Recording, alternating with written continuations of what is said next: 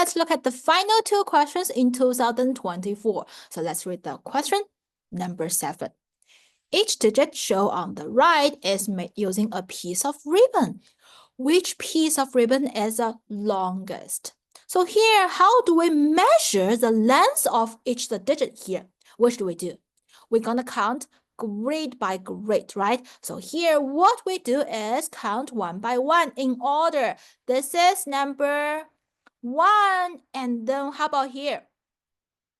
Yes, here we're gonna use our imagination to flip over. So that means we're gonna return back to, it's supposed to be like this, right? It's supposed to, as long as I fold it, I can fold it back. It's supposed to be a complete one grade. It's just I fold it in half diagonally. So that's why we're gonna have 2 here. And then we're gonna have 3, 4, 5, and 6. So for this one, we have how many? Do not forget to mark the final one, right? We have 6. Let's double check it. 1, 2, 3, 4, 5, 6. And how about the second one? The same method, right? We just count using the same unit. That is one small grade. 1, 2. How about this one? The same thing. 3, 4, and 5, 6, 7, 8, 9, 10, and 11. So here we can see for this one, we have 11 grades. And don't forget, every time we see the folded one change the direction, we can always turn them back to the original. That is a complete grade, a complete square here. And how about 5? Everyone, do you think I need to still count? Or do I have an easier method? Don't forget, 2 and 5 in the digit version, they are actually the same thing, only flipped, right? So actually, it is also 11. If you don't believe so, you can try 1, 2, and 3, 4, 5, 6, 7, 8, 9, 10, and 11. They are actually symmetric, right? They are symmetrical, so it's also 11. How about 6? Well, for this one, we need to observe very carefully. Let's go together. 1. Oopsie. Oh, it's out of the beyond the thing. We can count like this. We have 1, 2, 3, 4. Hey, what does here mean, everyone? Yes, we have 5, but how come it looks a little bit different? Why? Overlapping, right? When I want to make this number, I have it go down and turn around, and from here it is extend to the same position as well. So for this grade, I have how many layers? 2, right? Going down and all the way at the end. So we have 5, 6, 7, 8, 9, 10, 11, and 12. And we have another one, 13. So 5, the 5th one and the 13th one, they are overlapped in the same position. So here we have 13. Which one is the longest, everyone? Now, as long as we use the same unit, it's clear to see which gonna be digit 6. Okay, digit 6.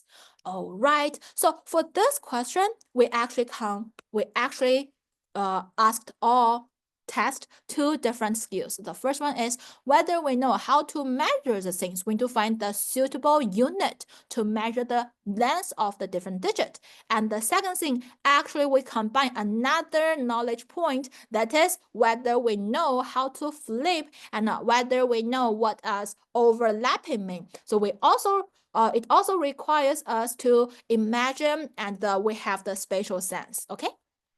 All right, so as we mentioned before, for this kind of questions, it is about measurement. However, in the school math, when we want to measure the length, it's only asking about how to measure it by iterating length unit. It's still about the units, use the suitable units. And in the school math, what we can see is the things we're going to measure will be very common, right? The things we can see in daily life. And beside that, we will also have like the unit to be shown very directly. There's no turning around, there's no overlapping, there's no other like knowledge points combined together. So still very straightforward.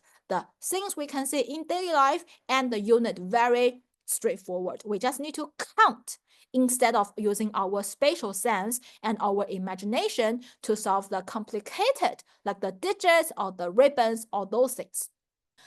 Now let's look at the final question in 2024, the 3-pointer question. And I believe this is actually a very classic questions in the Math Kangaroo settings. That is about symmetry. So we can read the question first.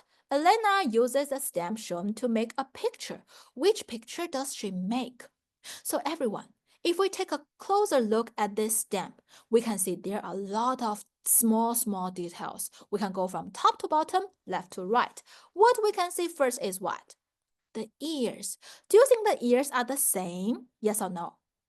No, we have different colors, right? We have the white one on the left side and a brown one at the right side. And then for the body, what do we have? The spots, right? And for the spots, they also have different position, upper left one and the bottom right one. And also beside that, we have the tails swirled like this. So then if we want to see which picture does she make, do you think it will be exactly the same thing? The same direction and the same spots and everything the same?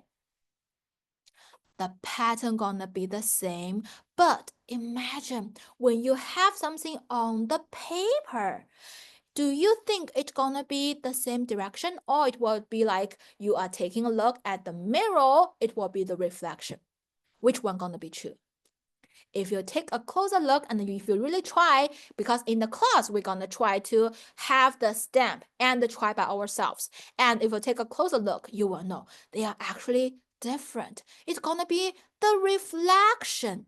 So here we also need to find the reflection using the symmetrical lines. So what we're gonna do is we're gonna have a line, and then we're gonna take a look whether it will be the same. So here, what we're gonna do is we can imagine this is a symmetrical line, and then we're gonna have the line over here like this. So according to symmetry, everything will be at the same distance, right? So the special points will be have the same distance. So we can go with the tails, the ears, and the spots one by one. So how about we can go with the ears? First of all, we have this white ear. So do you think this white ear will also be at a very far away from the line or a little bit closer to the line? Which one is true, A or B? Of course, it will be B. It will be symmetrical, right? So here we know the white ear gonna be like this. We're gonna have the same color, but it will be opposite to each other, symmetrical according to the line here. So it will be white. And then we're gonna use elimination. Do we have any of the options here already? Like mismatch with this pattern. A, do I have the white ears over here? No, right? How about B? Yes. How about C? No. How about D? No. So here we already use this small detail to exclude A, C, and D. And then let's continue. Well, we know this here gonna be what? The brown one. And then we're gonna move on to what? Any other details in here, everyone? Of course, we can see the spot here, right? So for the spot here, we're gonna have the small spot closer, and then the big spot at this part, right? They're gonna be symmetrical according to the lines. This one is closer and this one is a little bit far away, as we did here. So let's see, B and D, are they the same? Yes, they are the same. So what's different about the B and E, everyone? The tails, right? So do you think the tails will also go in this direction, like this? Yes or no? No, right? Otherwise, it will not be symmetrical. So here, instead, the tail's gonna be like this. Very close here, like this, right? And like a reflection. So which one is true? Of course, we're gonna choose E here, okay? It will be E. So for this question, it is the most challenging one in the three-pointer questions because it asks about a question about the spatial sense. We're gonna learn about the symmetry to solve the question. And almost every year, we're gonna have one of the similar questions like this, whether it will be the stem or it will be like the reflection from the mirror or the reflection from the water from the river. So every student must be very familiar with these questions and know the knowledge point will be symmetry.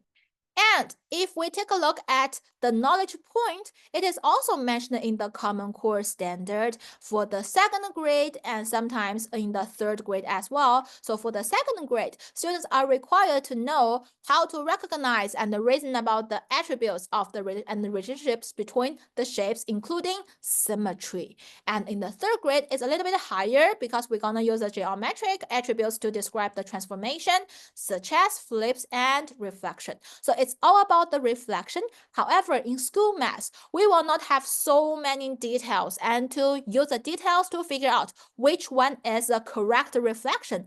Instead, in school math, we just apply it. We just need to have the symmetry line and complete the missing part. So that's how students will not actually required to understand, hey, how do I find the symmetry line and whether we're gonna use this knowledge point or use symmetry to solve the questions. Everything is very straightforward. We just see obviously here we have the lines and it is about symmetry. We just need to complete what is a missing part here. So that's how it do actually practice a little about the spatial sense, but not that much because they don't need to understand and they don't need to actually double check what will be the knowledge points here. They just need to do and follow the order. So what we believe, it might not like deeply enhance their understanding about symmetry as well as their spatial sense. So if we practice a lot for the Math Kangaroo problems, no matter it is like the reflection of the mirror or the river or like the stem thing, it will be much more complicated and help the students go from like the practical, the hands-on activity all the way to the abstract imagination in their mind.